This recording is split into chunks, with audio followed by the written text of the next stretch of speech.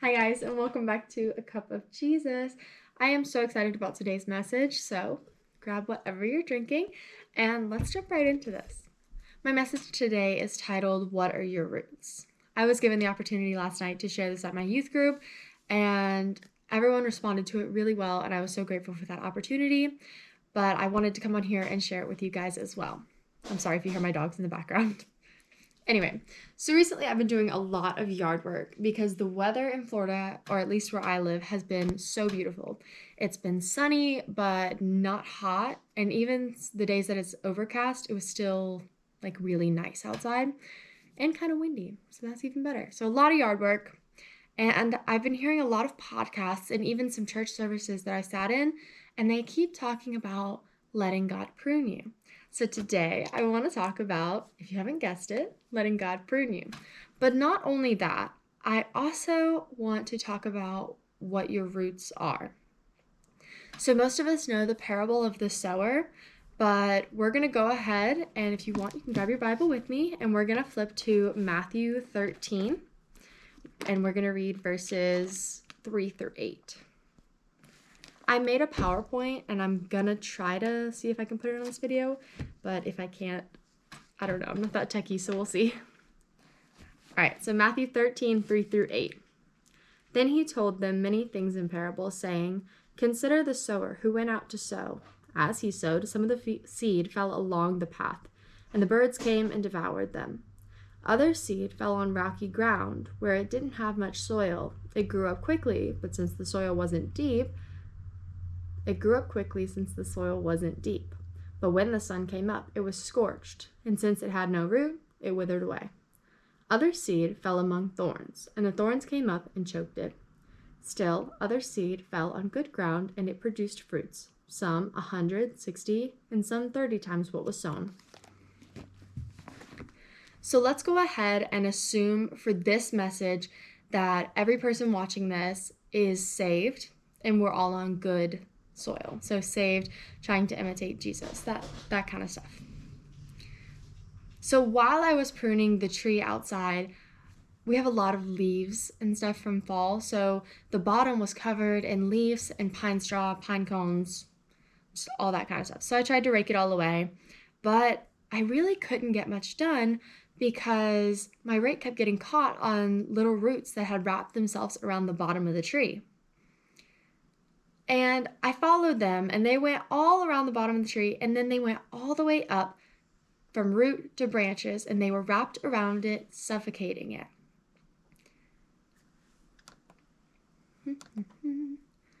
So sometimes as Christians, we're being suffocated without even realizing it. Today I have a few points that I want to talk on a little bit, but before I get to them, I need you to imagine that you're a tree. And I know that sounds kind of weird, but just imagine that you, your ministry or your activity in ministry, and your relationship with God all come together to form a tree. So our first point is going to be raking.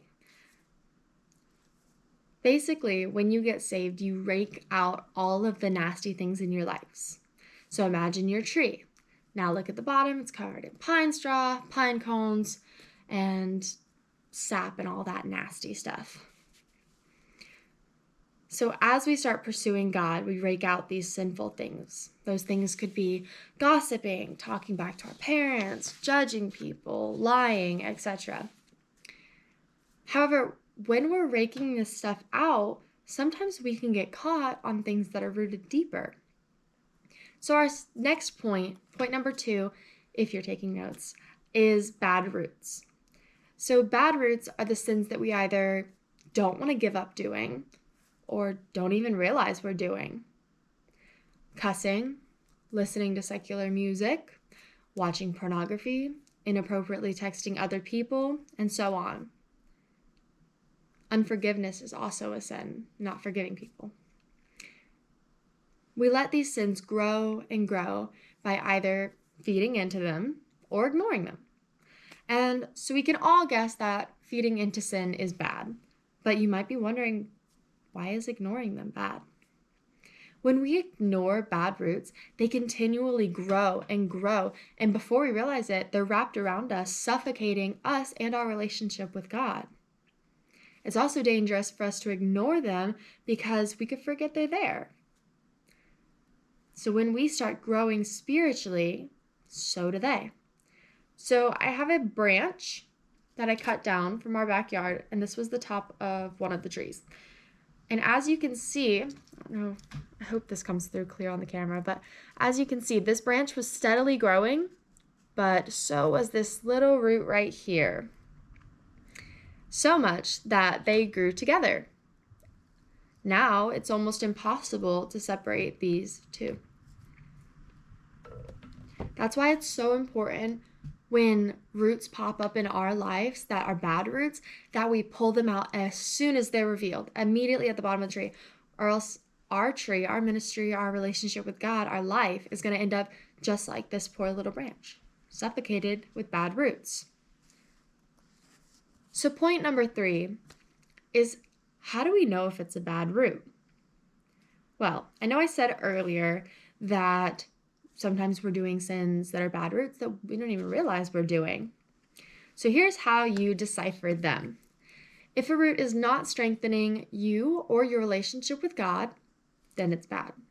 If it's taking time away from or distracting you from God, it's bad.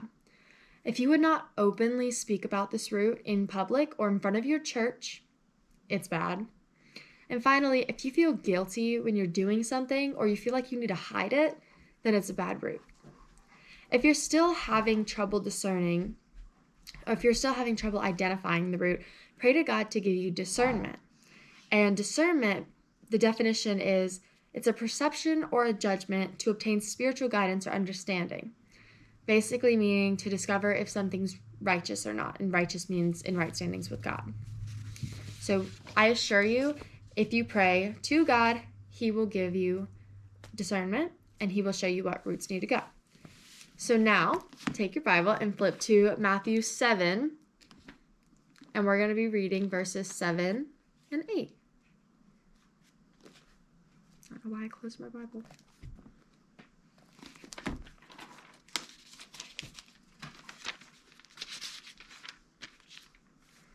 Okay. Matthew 7, 7 and 8. Ask, and it will be given to you. Seek, and you will find. Knock, and the door will be opened to you. For everyone who asks receives. The one who seeks finds.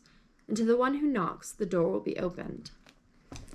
This verse just is a backup of what I just said about if you ask God for something, He's going to reveal it to you. He's going to show you.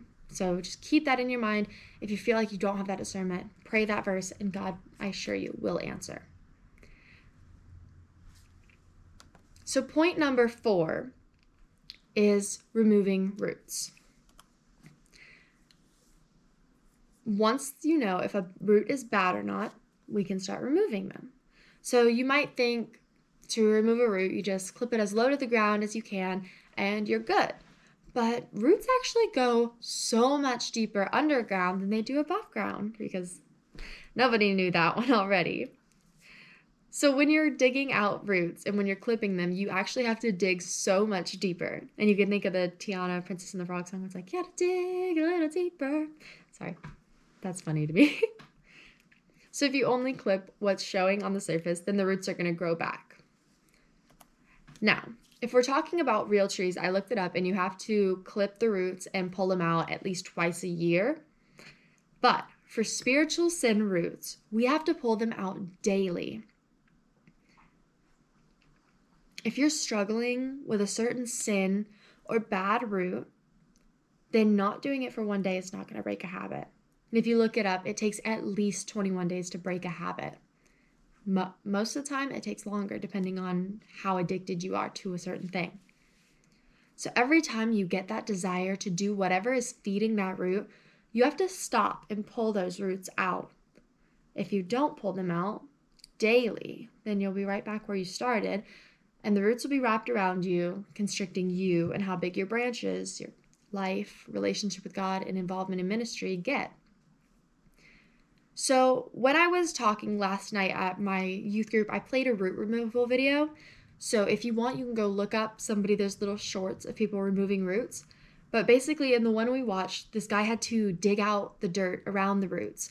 And then he showed all of these heavy duty tools he was using to get them out. And then it's about a minute long video, and he hit him, and everyone was kind of making fun of that. He was out of breath and everything. But you see, he had to dig out the dirt to even see the root in the first place. We have to dig deeper in ourselves to even see that these roots are going deeper into us. And then they're making fun of him for being out of breath, but he had to put some muscle into getting rid of those roots.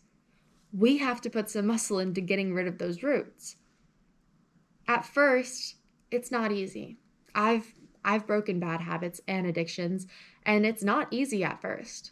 But we have to keep going and pulling them out, and it gets easier over time. Our fifth point is fruit. So let's take a step back and imagine that you didn't remove your bad roots, and instead you just ignored them and continue to let them grow. So as you grow, so do the bad roots. They wrap around you and constrict you just like the little branch I showed.